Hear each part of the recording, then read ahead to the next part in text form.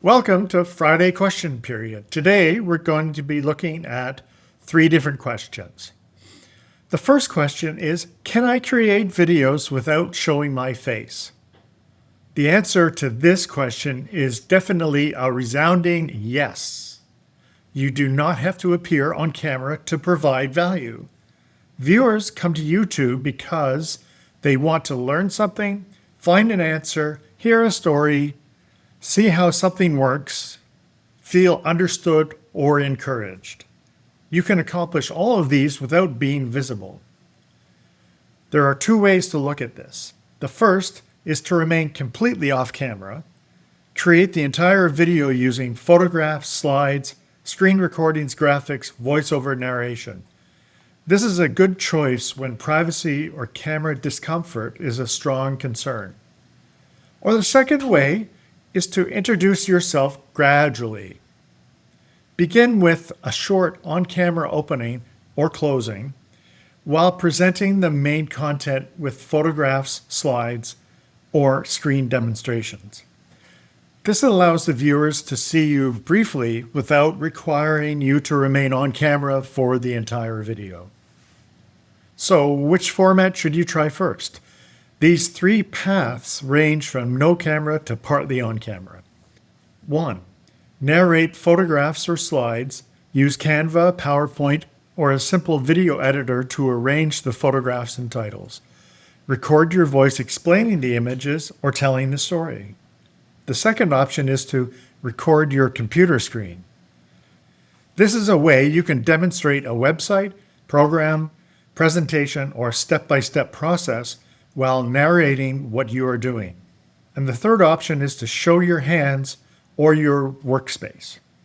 Film yourself preparing something, writing, drawing, organizing photographs, playing an instrument, or demonstrating a physical task. You don't have to show your face to show what you know. Question 2 today is, what's the easiest way for a beginner to edit a video?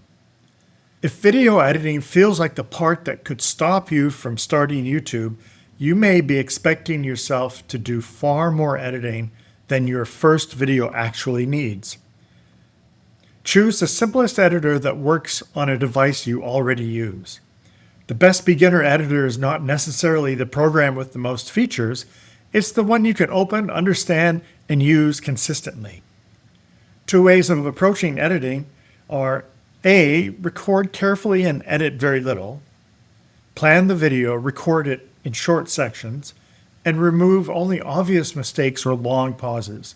This works well for talking head videos and simple demonstrations.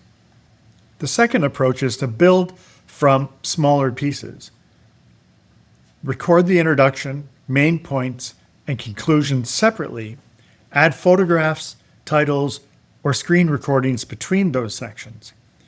This approach can feel less intimidating than trying to record one perfect take.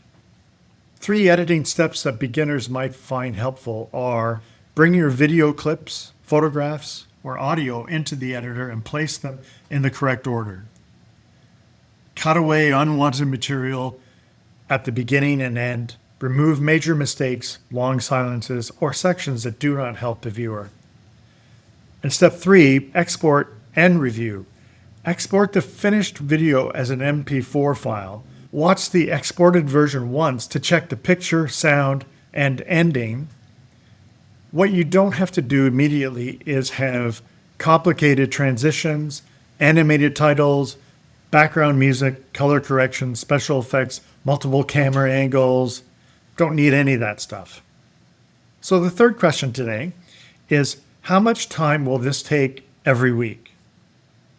Or maybe a different way to put this question is, how much time do you really need to get online?